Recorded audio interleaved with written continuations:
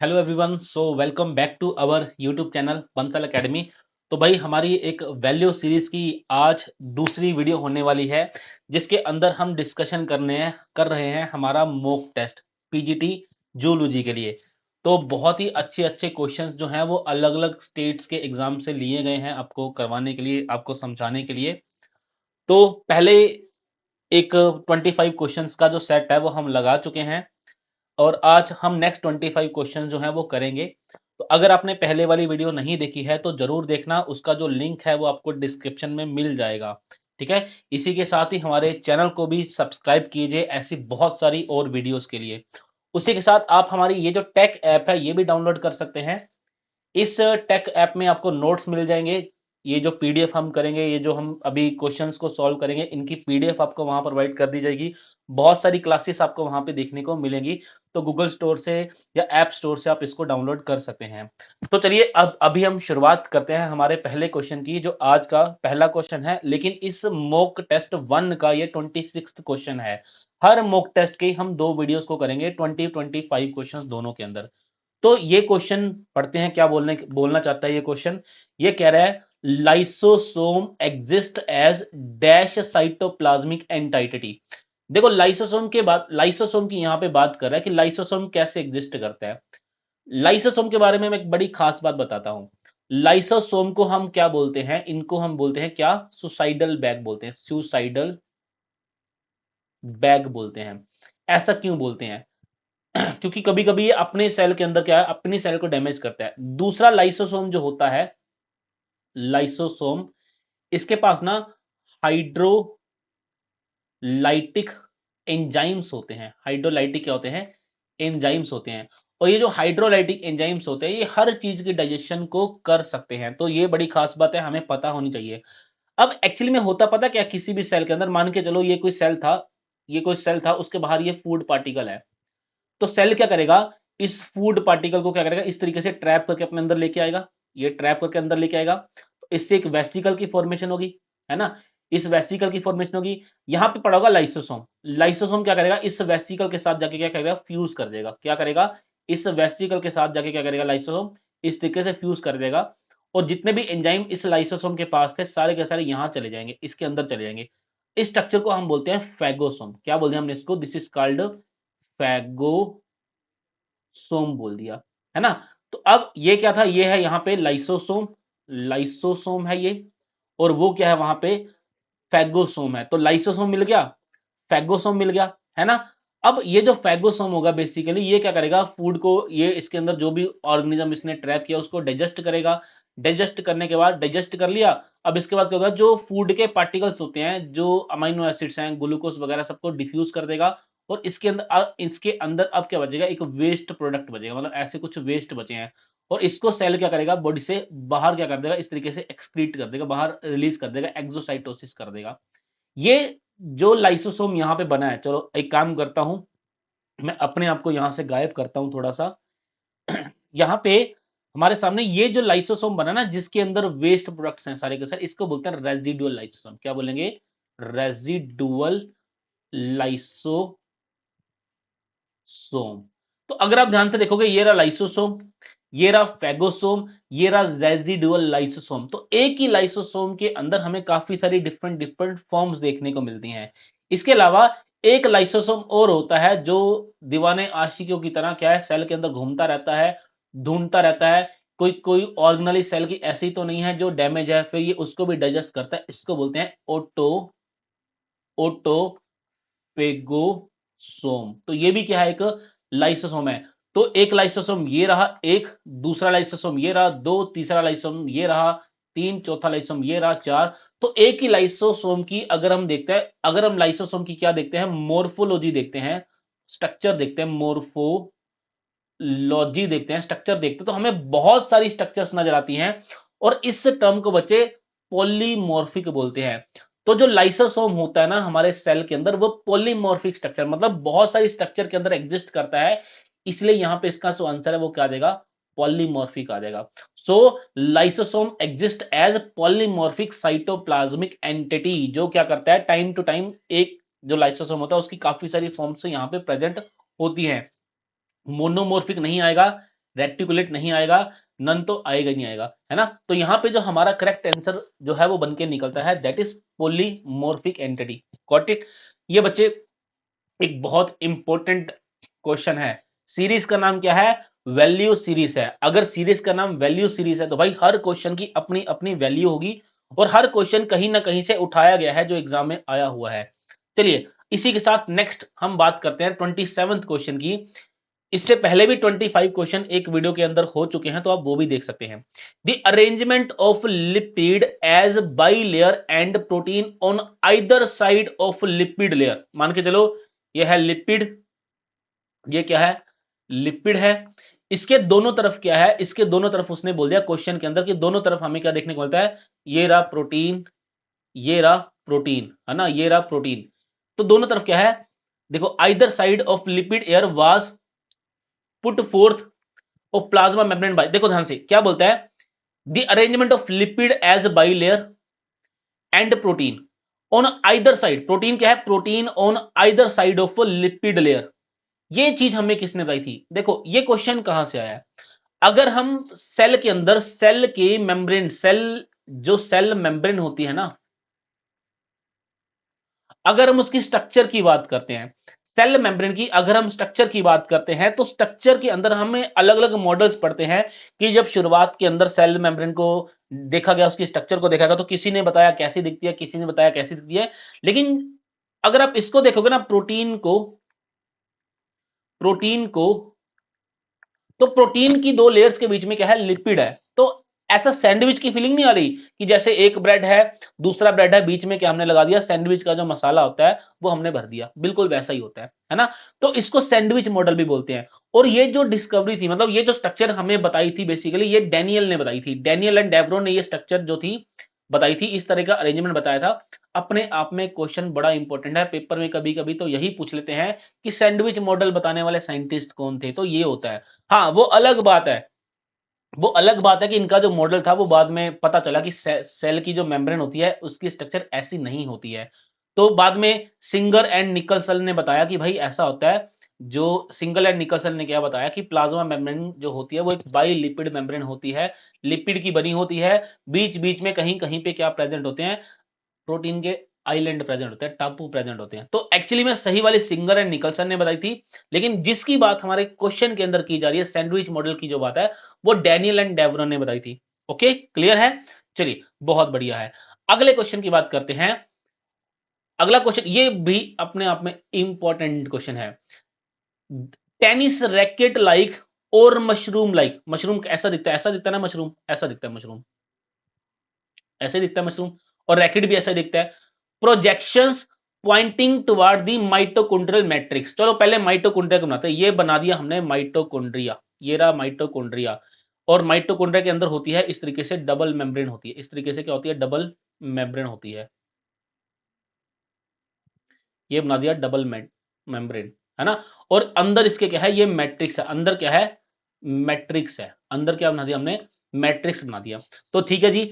अब देखो ध्यान से, टेनिस रैकेट और mushroom like projections pointed toward the mitochondrial matrix are studded in the inner membrane of the mitochondria. These are known as, भाई inner membrane, ये जो आपको मेम्ब्रेन दिख रहा है ना, ये वाली, ये है इनर मेम्ब्रेन है। इस इनर मेम्ब्रेन के अंदर हमें क्या देखने को मिलता है? इसके अंदर हमें कुछ इस तरीके से ऐसी ऐसी प्रोजेक्शन नजर आती हैं, कुछ इस तरीके से ऐसी ऐसी क्या नजर आती है? मशरूम लाइक प्रोजेक्शन नजर आती हैं। और क्वेश्चन में सिंपल सा पूछा कि ये जो मशरूम लाइक प्रोजेक्शंस हैं, इनका बच्चे क्या नाम है? तो अगर मैं इसको हल्का सा आपके सामने डायग्राम को डिटेल में बनाता हूं, मान लो मैं इसको हल्का सा क्या करता हूं? जूम करता हूं। तो जब मैं इसको हल्का सा बच्चे क्या करूंगा? जूम करूंगा, तो मुझे क्या देखने को मिलता है? ये मेम्ब्रेन थी, ये मेम्ब्रेन थी। इस मेम्ब्रेन के ऊपर कुछ एक ऐसी स्ट्रक्चर प्रेजेंट है, ध्यान से देखना, एक ऐसी स्ट्रक्चर प्रेजेंट है मेम्ब्रेन के ऊपर, कुछ इस तरीके से एक स्ट्रक्चर प्रेजेंट है। और पूरी की पूरी इनर मेम्ब्रेन के ऊपर ये स्ट्रक्चर प्रेजेंट होती है बच्चे। इस स्ट्रक्चर को बोलते हैं, क्या बोलेंगे स्ट्रक्चर को? चलो भाई, वैसे मैं चाहता हूं इसका जो आंसर है आप मुझे कमेंट बॉक्स के अंदर बता दो। देखो ये होता है एलिमेंट्री पार्टिकल, है ना। देखो F1 F0 पार्टिकल, जहां से ना जब आप पढ़ते हो ना, रेस्पिरेशन को पढ़ोगे, जब आप इलेक्ट्रॉन ट्रांसपोर्ट चेन को पढ़ोगे, तब आप क्या देखते हो, फोस्फोराइलेशन को पढ़ोगे, तब आप क्या देखते हो कि यहाँ से हाइड्रोजन बाहर कैसे निकलते हैं, तो ये घूमता है। तो ये मशरूम में जो स्ट्रक्चर होती है, इसको F1 F0 पार्टिकल भी बोलते हैं, और इसी का बच्चे नाम होता है एलिमेंट्री पार्टिकल। इसी को क्या बोलते हैं, एलिमेंट्री पार्टिकल। तो बेसिकली यहाँ पे 80 पेज होता है, ये घूमता है, और जब ये घूमेगा तो वहां पे 80 भी बनते हैं। तो यहाँ पे आंसर क्या आ जाएगा, एलिमेंट्री पार्टिकल। और अगर कोई ये पूछ ले कि इनर मेम्ब्रेन के जो फोल्ड होते हैं, इनर मेम्ब्रेन के फोल्ड को क्या बोलेंगे, तो इनर मेम्ब्रेन के फोल्ड को बच्चे हम क्रिस्टी बोलते हैं। क्या बोलते हैं, क्रिस्टी बोलते हैं। समझे बात को, है ना, समझे ना बात को। तो ऐसा होता है, मेम्ब्रेन की जो इनर मेम्ब्रेन होती है, उसके ऊपर कुछ ऐसे ऐसे चैनल्स पाए जाते हैं, ऐसे ऐसे चैनल्स पाए जाते हैं, बहुत सारे पाए जाते हैं, और ये एटीपी बनाने में बहुत अच्छा खासा रोल प्ले करते हैं। और इन्हीं को हम बोलते हैं F10 particle, F1 F0 particle बोलते हैं। और इन्हीं का दूसरा नाम क्या है बच्चे, एलिमेंट्री पार्टिकल। Got it. किस में रोल प्ले करते हैं, एटीपी सिंथेसिस में रोल प्ले करते हैं। और ये चैनल होता है, बेसिकली यहां से हाइड्रोजन जो होते हैं वो बाहर की ओर मूव करते हैं। ओके, तो जब अगले वाले मॉक टेस्ट के अंदर हम रेस्पिरेशन को करेंगे ना, तब आपको ये और अच्छे से डिटेल में करवाएंगे। चलिए अगले क्वेश्चन की बात करते हैं। Oxidation of carbohydrate and fat in mitochondria result in the release of large amount of energy. तो भाई माइटोकॉन्ड्रिया के अंदर हम क्या कर रहे हैं, ऑक्सीडेशन कर रहे हैं कार्बोहाइड्रेट की, ऑक्सीडेशन कर रहे हैं फैट की, जिससे बहुत बड़ी अमाउंट में क्या बन रही है, माइटोकॉन्ड्रिया के अंदर एनर्जी बन रही है, which is utilized in the synthesis of energy rich compound, बहुत बढ़िया, as ATP, hence mitochondria is known as। देखो भाई, बात वही इन्होंने करी है, लेकिन क्वेश्चन को घुमा फिरा के ये पूछ लिया कि भाई सेल के अंदर माइटोकॉन्ड्रिया का क्या रोल होता है, एटीपी बनाएगा, इसलिए एनर्जी को प्रोड्यूस करता है, इसलिए हम इसको क्या बोलते हैं, पावर हाउस ऑफ सेल बोलते हैं। क्या बोलते हैं, माइटोकॉन्ड्रिया को हम पावर हाउस सेल बोलते हैं। क्यों, क्योंकि यहां पे किसकी फॉर्मेशन होती है, एटीपी की फॉर्मेशन होती है। एटीपी की फॉर्मेशन होगी माइटोकॉन्ड्रिया से, जो एनर्जी रिच कंपाउंड होते हैं। Got it. एनर्जी प्रोड्यूसर तो नहीं बोलेंगे, वो तो प्लांट्स होते हैं, है ना, नन तो आएगा नहीं। बॉडी बिल्डर तो बॉडी बिल्डर है, कोई जिम थोड़ी ना जा रहे हम। वैसे सेल के अंदर जो बॉडी बिल्डर है ना, वो हम राइबोसोम को बोलते हैं, जो प्रोटीन की सिंथेसिस करते हैं, है ना। तो यहाँ पे क्वेश्चन के अकॉर्डिंग जो माइटोकॉन्ड्रिया के बारे में पूछा गया, तो आंसर यहाँ पे क्या आ जाएगा, पावर हाउस। चलिए अगले क्वेश्चन की बात करेंगे, हमारा 30th question. In DNA the inter nucleotide distance. खतरनाक क्वेश्चन और आसान क्वेश्चन, खतरनाक क्वेश्चन है, आसान क्वेश्चन है, कंसेप्चुअल क्वेश्चन है। ध्यान से देखो, बात किसकी कर रही है, डीएनए की। डीएनए होता है डबल स्टैंडर्ड, डीएनए ऐसे ही होता है डबल स्टैंड, दो स्टैंड होता है डीएनए के अंदर। मान के चलो यहाँ पे एड्रीन है, इसके सामने क्या होगा, थाइमिन होगा। तो इन दोनों के बीच में क्या है, हाइड्रोजन बॉन्डिंग होती है। ऐसे ही मान के चलो यहाँ पे साइटोसिन है, तो सामने क्या होगा, ग्वानिन होगा, दोनों के बीच में ट्रिपल हाइड्रोजन बॉन्ड होगा। एडेनिन और थाइमिन के बीच में डबल हाइड्रोजन बॉन्ड होता है, इंपॉर्टेंट इंफॉर्मेशन है। साइटोसिन और ग्वानिन के अंदर ट्रिपल हाइड्रोजन बॉन्ड होता है, इंपॉर्टेंट इंफॉर्मेशन है। ये पूछना चाहता है इंटर न्यूक्लियोटाइड डिस्टेंस। तो एक न्यूक्लियोटाइड ये रहा, एक न्यूक्लियोटाइड ये रहा, ये बोलना चाह रहा है कि इन दोनों में डिस्टेंस कितना है, डिस्टेंस कितना है, ये पूछा इसने, यही पूछा है पक्का, इंटर न्यूक्लियोटाइड डिस्टेंस। तो बच्चे, इसने जो ये पूछा है, ये नहीं पूछा, इसने पूछा है कुछ और पूछा है। देखो इसने मस्त वाला क्वेश्चन पूछा, इसने ये पूछा है कि भाई ये रहा, एक न्यूक्लियोटाइड एडेनिन है, सामने थाइमिन है, यहाँ पे साइटोसिन है, यहाँ पे मान कुछ भी हो सकता है। ये बोलना चाह रहा है इन दोनों के अंदर डिस्टेंस पूछा है, इन दोनों के अंदर, इन दोनों न्यूक्लियोटाइड के अंदर डिस्टेंस पूछ रहा है ये। और अब ध्यान से सुनना, जो हमारी डीएनए की एक हेलिक्स होती है ना, ये डीएनए की जो एक हेलिक्स होती है, यहां से लेके यहां तक चलेगी, इसकी जो लेंथ होती है वो होती है 34 एंगस्ट्रॉम। और इसके बीच में टोटल 10 न्यूक्लियोटाइड होते हैं, एक न्यूक्लियोटाइड, दो न्यूक्लियोटाइड, तीन न्यूक्लियोटाइड, चार, ऐसे ऐसे करते करते यहाँ पे टोटल कितने होते हैं, 10 न्यूक्लियोटाइड होते हैं। अगर 10 न्यूक्लियोटाइड के बीच में जो डिस्टेंस है वो 34 एंगस्ट्रॉम है, तो दो के बीच में कितना होगा, तो भाई डिवाइडेड बाय 10 कर देंगे, आंसर क्या आ जाएगा, 3.4 एंगस्ट्रॉम। तो यही तो हमारा आंसर था। In DNA inter nucleotide distance, दो दो न्यूक्लियोटाइड पास पास में है, इन दोनों का डिस्टेंस पूछ लिया। और इन दोनों का डिस्टेंस क्या निकला हमारा, देखो एक हेलिक्स का डिस्टेंस है 34 एंगस्ट्रॉम है, और एक हेलिक्स के अंदर 10 न्यूक्लियोटाइड होते हैं टोटल, तो दो के बीच में कितना डिस्टेंस होगा, 3.4। तो मतलब अरे यार ऐसे समझो ना, एक न्यूक्लियोटाइड, दो न्यूक्लियोटाइड, तीन न्यूक्लियोटाइड, चार न्यूक्लियोटाइड, पांच न्यूक्लियोटाइड, छह न्यूक्लियोटाइड, सात न्यूक्लियोटाइड, आठ न्यूक्लियोटाइड, नौ न्यूक्लियोटाइड, 10 न्यूक्लियोटाइड। इन दोनों के बीच में डिस्टेंस कितना है, 3.4। इन दोनों के बीच में 3.4, तो सभी को ऐड कर देंगे, आंसर एंड में क्या आ जाएगा, 34 एंगस्ट्रॉम आ जाएगा। Got it. तो यहाँ पे हमारा करेक्ट आंसर क्या है, ऑप्शन सी है। अगर पूरे हेलिक्स का डिस्टेंस पूछते तो ये आंसर आता, लेकिन यहां पे हेलिक्स का नहीं पूछा है। गॉट इट है जी। तो दो इंटर न्यूक्लियोटाइड होते हैं, जो दो डीएनए, जो दो न्यूक्लियोटाइड बिल्कुल साथ साथ में होते हैं, उनका डिस्टेंस पूछा है, तो वो आएगा 3.4 एंगस्ट्रम पूछा है। ठीक है जी। चलो अब नेक्स्ट क्वेश्चन की बात करते हैं। In DNA adjacent deoxyribonucleotide are joined to form a chain by, बहुत अच्छी बात है। ये डीएनए है, ये डीएनए है, एक न्यूक्लियोटाइड है, ये रहा, मान के चलो थाइमिन है, एक रहा इसके नीचे एडनिन। इन दोनों न्यूक्लियोटाइड के बीच में कौन सा बॉन्ड होता है? तो भाई पहले न्यूक्लियोटाइड पता होना चाहिए। देखो न्यूक्लियोटाइड के अंदर क्या होता है, न्यूक्लियोटाइड। इसके अंदर क्या होता है बच्चे, एक होती है शुगर, एक होता है शुगर, है ना। शुगर के ऊपर क्या लगा होगा, यहाँ पे मान के चलो एडनिन लगा है, न्यूक्लियो कोई भी बेस लगा हुआ है, ऊपर क्या लगा हुआ है, फिफ्थ कार्बन पे फॉस्फेट लगा होगा। नीचे जो थर्ड कार्बन होता है यहाँ पे OH ग्रुप फ्री होता है। ऐसी एक न्यूक्लियोटाइड और होगा, एक न्यूक्लियोटाइड और होगा नीचे, शुगर है, मान लो यहाँ पे कोई और है, साइटोसिन है सपोज, यहाँ भी फॉस्फेट है। तो यहाँ पे ये जो बॉन्ड बनता है इन दोनों के बीच में, इस बॉन्ड का पूछ रहा क्या, ये बॉन्ड होता है बच्चे फोस्फो डाई एस्टर बॉन्ड। देखो ढूंढो कहीं पे है, एडजेसेंट न्यूक्लियोटाइड पेप्टाइड बॉन्ड नहीं बच्चे, प्रोटीन में होता है। हाइड्रोजन बॉन्ड दो न्यूक्लियोटाइड के बीच में, दो बेसिस के बीच में होता है। कोवलेंट बॉन्ड नहीं होता है। ये रहा फोस्फोडाई एस्टर बॉन्ड। तो दो न्यूक्लियोटाइड के बीच में जो बॉन्ड होता है वो होता है फोस्फोडाई एस्टर बॉन्ड, है ना। ठीक है बच्चे, तो ये रहा दोनों के बीच में जो बॉन्ड होता है, this is known as phosphodiester bond. Got it.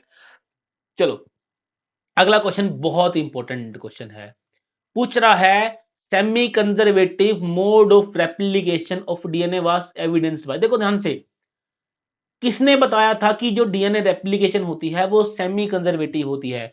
क्या वाटसन एंड क्रिके ने बताया था? नहीं, इन्होंने तो बताया था कि डीएनए के स्ट्रक्चर बना के दिखाए थे कि कैसा डीएनए होता है। क्या बैटसन एंड पुनिट ने बताया था? नहीं भाई, इन्होंने भी नहीं बताया था। इन्होंने तो मतलब डिस्टेंस के बारे में, मैप जो जीन का डिस्टेंस होता है उसके बारे में बताया था। क्या Wilkins and walkers, Wilkins and इस वर्कर ने नहीं बताया था?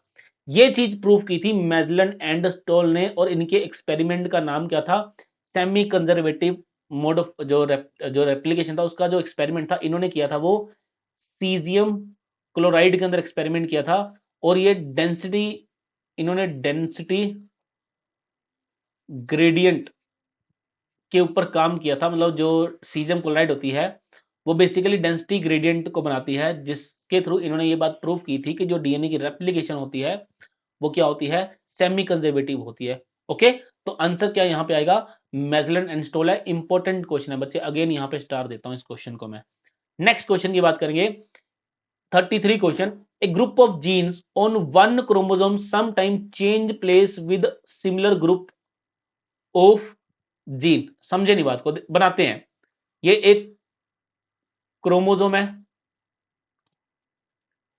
ये कोई दूसरा क्रोमोसोम है। अब देखते हैं, एक ग्रुप ऑफ जीन, इसके ऊपर क्या है, एक ग्रुप ऑफ जीन है, ये रहा। सेम केस दूसरे के ऊपर भी क्या है, एक ग्रुप ऑफ जीन है, ये रहा। समटाइम चेंज प्लेस, तो ये क्या कर, कभी कभी क्या करते हैं, ये इधर आ जाएगा, ये इधर आ जाएगा, अपने प्लेस को क्या करेंगे, change place with a similar group, है ना, ऑन दी होमोलोगस क्रोमोसोम। ये दोनों क्रोमोसोम कौन से हैं, होमोलोगस हैं, होमोलोगस हैं। तो पूछ रहा है इस प्रोसेस को क्या बोलते हैं? अरे भाई इस प्रोसेस को क्या बोलेंगे, मतलब ये कहना चाह रहा है कि ये दोनों के दोनों जो डीएनए के सेगमेंट्स हैं एक दूसरे के साथ एक्सचेंज कर रहे हैं। और शास्त्रों में से क्या बोला गया है, मतलब शास्त्र मतलब हमारे जो बायोलॉजी के शास्त्र है, हमारे जो बायोलॉजी के टूल्स हैं, हमारी जो बायोलॉजी की बुक्स है, इसमें इसको क्या बोला गया है, क्रॉसिंग ओवर बोला गया। क्या बोला गया बच्चे, क्रॉसिंग ओवर है। तो सामने ही आंसर पड़ा हुआ है, देखो PG, sorry for this, PGT के अंदर सिर्फ और सिर्फ क्वेश्चन की लैंग्वेज को चेंज करते हैं, कॉन्सेप्ट कभी नहीं चेंज होते। बहुत सारे बच्चों का ऐसा मानना होता है कि कॉन्सेप्ट ऐसे है, वो पूछ लेंगे, कॉन्सेप्ट नहीं चेंज कर सकते, वो तो यूनिवर्सल है जो है, सिर्फ और सिर्फ लैंग्वेज को चेंज करेंगे, चीज वही पूछेंगे, है ना। तो पूछना क्या चाह रहा है कि होमोलोगस सेगमेंट जो होते हैं, होमोलोगस जो क्रोमोसोम होते हैं, उनके अंदर नॉन सिस्टर क्रोमैटिड जो है वो क्या कर रही है, डीएनए के सेगमेंट को एक्सचेंज कर रही है, उसको क्या बोलेंगे, क्रॉसिंग ओवर बोलते हैं। पूछना वही चाह रहा है, लेकिन पूछने का जो तरीका है ना वो अलग है। चलिए अगले क्वेश्चन की बात करेंगे। As a result of crossing over, two recombination classes in the second generation of sweet pea was observed by. ये लो जी, ये क्या बोल रहा है कि as a result of crossing over, भाई क्रॉसिंग ओवर का जो रिजल्ट है उसमें जो सेकंड वाली जनरेशन होती है ना, पूछ रहा है और वाज ऑब्जर्व बाय, आपने नाम सुना, आप करके देखते हैं, देखो कैपिटल टी क्रॉस करेंगे स्मॉल टी के साथ, ये बन जाएगा कैपिटल टी स्मॉल टी, ये होगी F1 जनरेशन। अब सेकंड जनरेशन के लिए आप इसको क्या करते हैं, सेल्फ क्रॉस करवाते हैं, तो करवाएंगे तो बन जाएगा ये दो तरह के गैमेट बनेगा, कैपिटल टी स्मॉल टी, दो तरह के कैपिटल टी स्मॉल टी। अब इसके लिए हम बनाते हैं पुनीट स्क्वायर, क्या बनाते हैं, याद रखो हम पुनीट स्क्वायर की फॉर्मेशन करते हैं, तो हम क्या करेंगे, पुनीट स्क्वायर बनाएंगे यहाँ पे, तो ये हमने बना दिया पुनीट स्क्वायर। पुनीट स्क्वायर के अंदर हम क्या करेंगे, यहाँ पे तो हम मेल फीमेल के गैमेट लिख लेंगे, capital T small T, capital T small T. तो जब ये दोनों मिलेंगे capital T capital T, capital T small T, capital T small T, small T small T. अब क्वेश्चन को देखो, ये कौन सी जनरेशन है, ये सेकंड जनरेशन है। Result of crossing over two recombination class in the second generation of sweet pea was observed by, ये अगर मैं बोलूं कि ये जो बुक्स आई है किसने बताया, आप बोलोगे सर ये पुनीट, इसको क्या बोलते हैं, इसको बोलते हैं पुनीट स्क्वायर बोलते हैं, इसको क्या बोलते हैं, पुनीट स्क्वायर बोलते हैं। तो भाई जब इसको पुनीट स्क्वायर बोल ही रहे हैं, तो भाई ये कॉन्सेप्ट हमें किसने दिया था, बैटसन एंड पुनीट ने दिया था। अब ये भी सुन लो, जो जैकोब एंड मोनार्ड थे ना, इन्होंने डिस्कवरी की थी बच्चे जीन की, इन्होंने बताया था कि जीन क्या होता है, जैकोब एंड मोनार्ड ने जीन के बारे में बताया था। जो नीरनबर्ग थे ना, इन्होंने बताया था कि इन्होंने कि बेसिकली ना अमाइनो एसिड के बारे में बताया था कि कौन सा जो कोडोन होता है वो ट्रिपलेट होता है, वो 3 न्यूक्लियोटाइड से मिलके बनता है, ये इन्होंने बताया था नीरनबर्ग ने। और मेजलन एंड स्टाल ने क्या बताया था, सेमी कंजर्वेटिव मोड ऑफ जो रेप्लिकेशन था उसके बारे में मेजलन एंड स्टाल ने बताया था। तो ये क्वेश्चन, इस क्वेश्चन के अंदर भर भर के इंफॉर्मेशन पड़ी हुई है। इसी के साथ नेक्स्ट क्वेश्चन की बात करेंगे, दिस साइटोप्लाज्मिक पैरामीशियम जनरेट, देखो साइटोप्लाज्म ऑफ पैरामीशियम जनरेट पैरामीसिन, तो पैरामीशियम होता है, ये भी अच्छा क्वेश्चन है। पैरामीशियम क्या होता है, पैरामीशियम के साइटोप्लाज्म के अंदर एक पैरामीसिन नाम का कोई प्रोडक्ट बनता है, जो हेरिडिटरी मैटर है, मतलब जो अगली जनरेशन में भी पास होता है। इसको क्या बोलते हैं बच्चे, इसको बोलते हैं कापा पार्टिकल। आपने बचपन से कापा पार्टिकल कापा पार्टिकल कापा पार्टिकल सुना होगा, तो भाई ये रहा इसका आंसर, कापा पार्टिकल, है ना। तो पैरामीशियम के साइटोप्लाज्म के अंदर जो टॉक्सिक सब्सटेंस होता है वो कापा पार्टिकल होता है, वो अगले जनरेशन में भी क्या होता है, इनहेरिट जो है वो हो जाता है। ठीक है, बहुत आसान सा क्वेश्चन था, बहुत सिंपल सा क्वेश्चन था। और कभी कभी ये क्वेश्चन ना बाउंसर बन के आता है, बाउंसर, मतलब हम इसको भूल चुके होते हैं, भाई ऐसा भी कोई कॉन्सेप्ट है, एकदम से आता है पेपर में, अरे भाई तेरा ध्यान किधर है, भूल कैसे गए हो मुझे, तो ये आ जाता है, तो अक्सर आ जाता है। ठीक है, तो चलिए नेक्स्ट क्वेश्चन क्या है, इस simple mathematical method of analysing the frequency of allele in a population. देखो फ्रीक्वेंसी ऑफ एलील ढूंढनी है किसी भी पॉपुलेशन के अंदर, और इसको ढूंढने के कुछ फॉर्मूले होते हैं, जैसे P plus Q is equal to 1, P square plus Q square plus 2PQ is equal to 1। इसको देख के कुछ याद आ रहा है, हाँ वही खतरनाक वाली चीज सर, हमें कभी नहीं समझ आता, क्लास में बताऊंगा। तो हार्डी वेनबर्ग प्रिंसिपल फॉलो करते हैं हम, किस क्या फॉलो करते हैं हम, हार्डी वेनबर्ग प्रिंसिपल फॉलो करते हैं। अच्छा इसी के साथ एक मस्त वाली चीज और सुन लो, इसी को लेके देखो, जेनेटिक्स जो है ना, जेनेटिक्स, जेनेटिक्स की एक जो सीरीज है जिसके अंदर हम जेनेटिक्स को बेसिक से लेके एडवांस लेवल तक कर रहे हैं, वो यूट्यूब पे अपलोड हो चुकी है, बहुत सारे लेक्चर्स हो चुके हैं और हर रोज कुछ कुछ लेक्चर्स आ रहे हैं, तो आप उस सीरीज को भी सुनना, बहुत काम की सीरीज है। चलिए इसी के साथ नेक्स्ट क्वेश्चन की बात करते हैं, ये आएगा, the homogentisic acid is otherwise known as, देखो होमोजेनेस्टिक एसिड को किस नाम से जाना जाता है।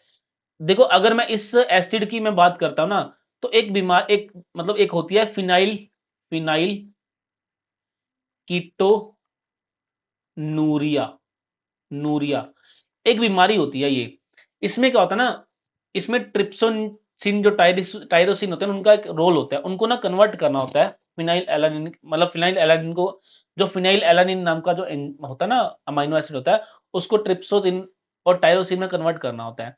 उसके लिए एक एंजाइम चाहिए होता है फिनाइल कीटोनूरिया, और वो जो एंजाइम होता है फिनाइल कीटोनूरिया, वो क्या करता है, वो जो एंजाइम होता है वो बेसिकली क्या करेगा, वो जो हमारा फिनाइल एलानिन होता है उसको कन्वर्ट करता है टायरोसिन में, समझाता हूं।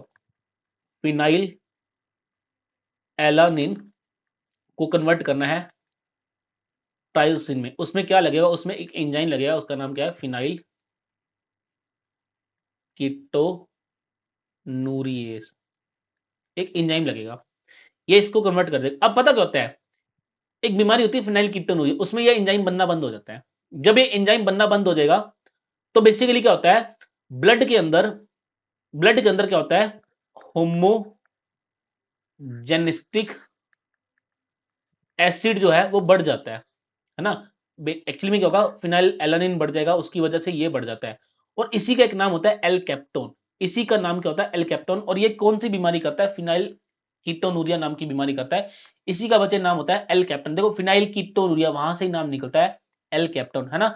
सिस्ट्रोन नहीं बोलते हैं, कापा पार्टिकल नहीं होते हैं, सिग्मा नहीं होते हैं, तो आंसर बच्चे यहाँ पे क्या निकलेगा, एल कैप्टन निकलेगा। किसको बोलते हैं, होमोजेनिस्टिक एसिड को बोलते हैं, जो बेसिकली रिस्पॉन्सिबल होता है फिनाइल कीटोनूरिया डिजीज के लिए। और फिनाइल कीटोनूरिया जो डिजीज होती है ये एक जेनेटिक मतलब इनहेरिटेड डिजीज है। ओके, एक जनरेशन से दूसरी जनरेशन में ये चलती है जाती है। चलिए आगे बात करते हैं। नेक्स्ट है hybrid vigour is otherwise called, ये पेपर में क्वेश्चन है। ये हाइब्रिड विगर का मतलब क्या होता है, इसको अगर मैं बहुत सी सिंपल भाषा में बताऊं तो good health. What is the meaning of good health, good health का मतलब है हेल्दी जीन। इसका क्या मतलब है, हेल्दी जीन। देखो आपने एक कॉन्सेप्ट पढ़ा होगा कि जैसे मान लो कोई गाय है, एक गाय अच्छा दूध दे रही है, तो क्या किया जाता है, उस गाय की मीटिंग करवाई जाती है किसी दूसरी गाय के साथ, या फिर क्या किया जाता है, उसी ऑर्गेनिज्म की जो मीटिंग है वो उसी ऑर्गेनिज्म की जो फैमिली होती है ना उसी के बीच में कराते हैं। उसको आउटब्रीड बोलते हैं, बेसिकली आउटब्रीड बोलते हैं, है ना। ताकि जो अच्छे जीन्स है ना वो उसी ऑर्गेनिज्म के अंदर प्रेजेंट रहे। इसी चीज को हम ना हाइब्रिड वाइगर बोलते हैं बेसिकली, कि हम क्या करते हैं, हम बेसिकली क्या करते हैं, एक ऑर्गेनिज्म जो होता है उसका जो क्रॉस है उसी की जो या तो प्रोजनी होती है या पेरेंट है उसी के साथ करवाते हैं, ताकि जो अच्छे जीन है वो एग्जिस्ट करते रहे, है ना।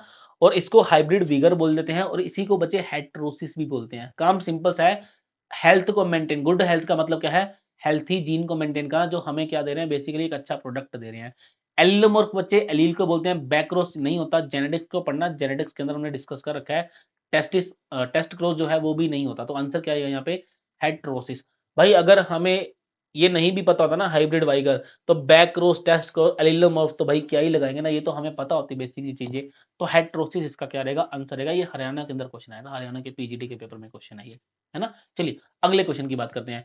Lizard, snakes and birds excrete uric acid, इनको क्या बोलते हैं। देखो भाई, जो अमोनिया रिलीज करता है वो होता है अमोनोटेलिक, तो इन्होंने यूरिक एसिड की बात की, नहीं आएगा।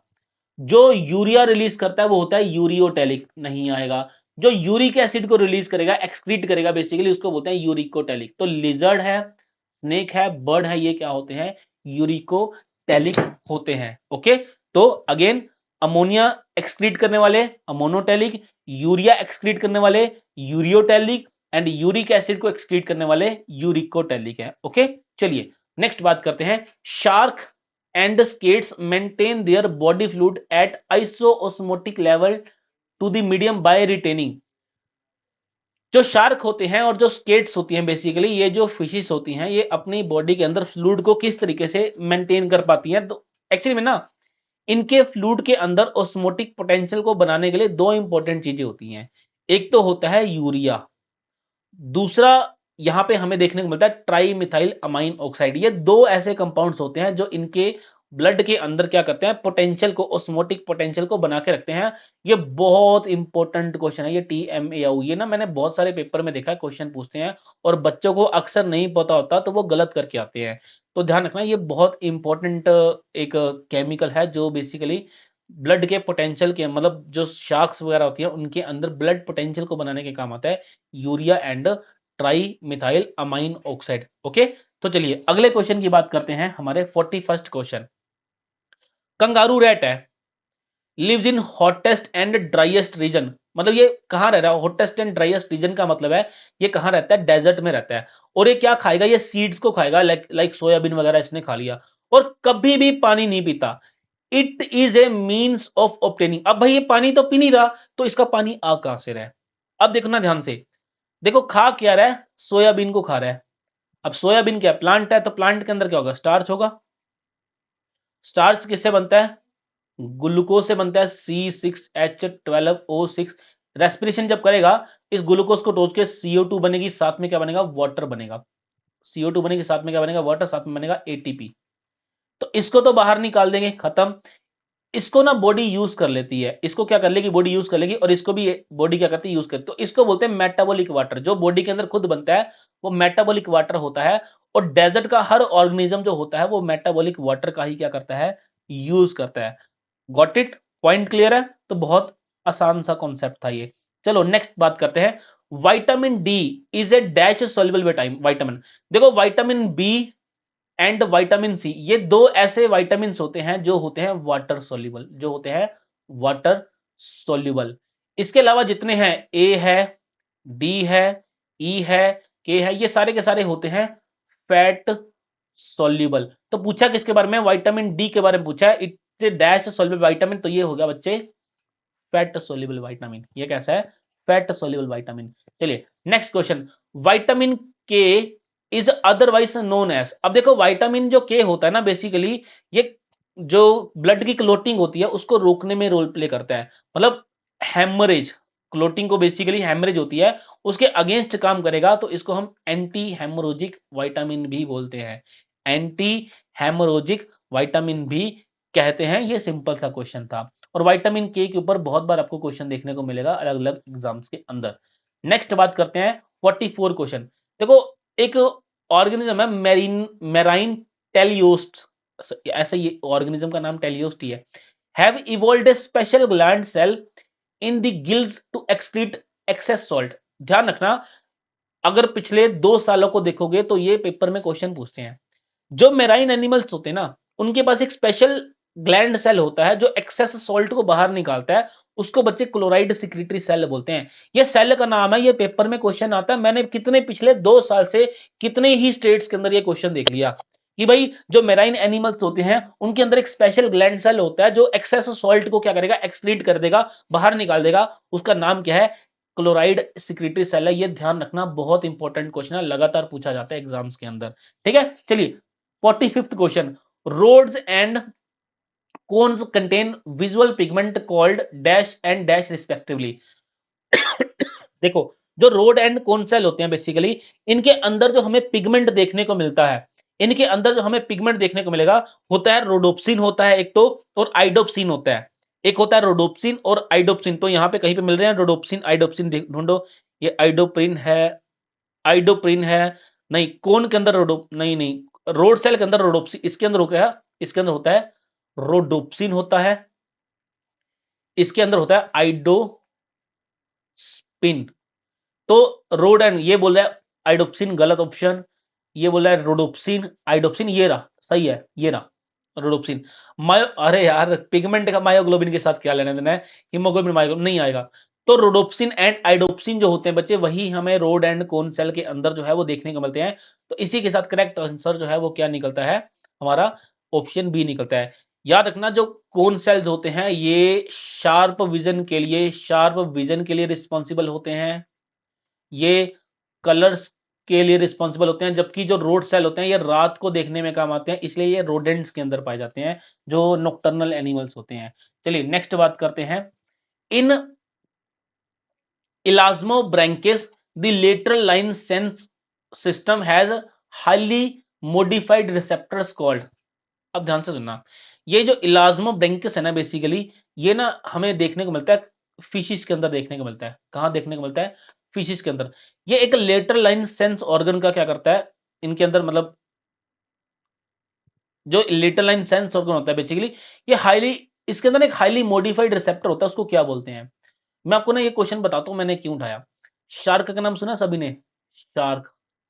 जो शार्क का स्नाउट होता है ना, टिप होती है, टिप के ऊपर एक स्पेशल ऑर्गन प्रेजेंट होता है, कुछ सेल्स होते हैं, इसको बोलते हैं एम्पुला ऑफ लोरेंजिनी। और ये जो एम्पुला ऑफ लोरेंजिनी होता है ना, ये स्मेल को सेंस करता है। किसको सेंस करेगा, ये स्मेल को बहुत अच्छे खासे तरीके से सेंस करता है। इसलिए जो शार्क होती है ना उसको डॉग फिश बोलते हैं, क्योंकि जो डॉग होता है, जो कुत्ता होता है, उसकी भी स्मेल की पावर बड़ी अच्छी खासी होती है। और लेटर लाइन सेंस ऑर्गन के अंदर ये मॉडिफाइड जो रिसेप्टर होता है बच्चे, वो एम्पुला ऑफ लोरेंजिनी ही होता है, जो हमें कहां देखने को मिलता है, इलेस्मोब्रेंकियस के अंदर देखने को मिलता है ना। तो ये ना एक आउट ऑफ सिलेबस क्वेश्चन बोल सकते हैं, एक बाउंस क्वेश्चन बोल सकते हैं। लेकिन अगर मैं इसको देखता हूं, एम्पला ऑफ लोरेंजिनी को देखता हूं, तो इसको देखते हुए ये क्वेश्चन बड़ा इंपॉर्टेंट है। याद रखना, एम्पला ऑफ लोरेंजिनी हमें शार्क के अंदर देखने को मिलता है, स्नाउट पे होता है, उसके टिप पे होता है, बिल्कुल ठीक है। इसीलिए मैंने क्वेश्चन को उठाया, इंपॉर्टेंट क्वेश्चन है। हाल ही में ये पीछे एक स्टेट में क्वेश्चन आया था, तो इसलिए मैंने समझा कि इस क्वेश्चन को बताना चाहिए, है ना। चलिए नेक्स्ट क्वेश्चन है, a good example for natural parthenogenesis is the development of male of drones from the unfertilized egg। देखो, पार्थिनोजेनेसिस बेसिकली क्या होता है, पार्थिनोजेनेसिस का मतलब होता है विदाउट फर्टिलाइजेशन ऑर्गेनिज्म की डेवलपमेंट, ऑर्गेनिज्म की डेवलप होना। या ये बोल लो, एक एग था, ये क्या है, एक एग है, फर्टिलाइजेशन नहीं हुई, लेकिन फिर भी ये एक ऑर्गेनिज्म के अंदर क्या कर गया, डेवलप कर गया, इसको बोलते हैं पार्थिनोजेनिस। और ये हमें कहां देखने को मिलती है बच्चे, हनी बीज के अंदर देखने को मिलती है। हनी बी के अंदर अगर तो एग की फर्टिलाइजेशन होती है स्पर्म के साथ, तो बच्चे फीमेल बनती है। अगर फर्टिलाइजेशन नहीं होती है, तो जो ऑर्गेनिज्म बनेगा बच्चे वो मेल होता है। और मेल को क्या बोलते हैं, हम ड्रोन बोलते हैं। क्या बोलते हैं, ड्रोन बोलते हैं। तो क्वेश्चन में क्या पूछा गया है, इसी के बारे में पूछा गया है। गॉट इट बच्चे, क्लियर है। तो answer is honey bee. Honey bee के अंदर हमें नेचुरल पार्थिनोजेनेसिस जो है वो देखने को मिलती है। चलिए 48th क्वेश्चन की बात करेंगे। In mammals other than primates, primates को छोड़ दो, बाकी के अंदर जो सेक्सुअल साइकिल होता है वो क्या होता है। देखो, जो अदर देन प्राइमेट्स होते हैं उनके अंदर ना हमें ओस्ट्रस साइकिल देखने को मिलता है। जैसे अगर मैं बात करूं, जैसे अगर मैं ह्यूमंस की बात करता हूं, मंकीस वगैरह की बात करता हूं, जो प्राइमेट्स हैं, जो प्राइमेट्स की बात करूं, इनके अंदर मेंस्ट्रुअल साइकिल होता है। तो जब भी मेंस्ट्रुअल साइकिल होगा तो ब्लीडिंग होती है ब्लड की। लेकिन क्या आपने कभी किसी काऊ को देखा ब्लीडिंग करते हुए, किसी काऊ के ब्लीडिंग देखी हो, नहीं। तो ये सारे के सारे जो मैमल्स होते हैं इनके अंदर ओस्ट्रस साइकिल होता है। इनके अंदर कौन सा साइकिल होता है, ओस्ट्रस साइकिल होता है। और ओस्ट्रस साइकिल के अंदर ब्लीडिंग नहीं होती, होता ये मेंस्ट्रुअल साइकिल की तरह ही है ना, ठीक है। तो यही पूछ रहा है कि अदर देन प्राइमेट्स, बाकी जो मैमल्स होते हैं उनके अंदर कौन सा साइकिल होता है, ओस्ट्रस साइकिल होता है। ये भी अपने आप में बहुत इंपॉर्टेंट क्वेश्चन है, पिछले 3-4 साल को उठा के देखोगे पूछा जाता है। चलिए आज के सेकंड लास्ट क्वेश्चन की बात करेंगे। The chemical secreted by an animal, मैं शुरू से बताता हूं, ये इंपॉर्टेंट क्वेश्चन है, बिहेवियर से आता है।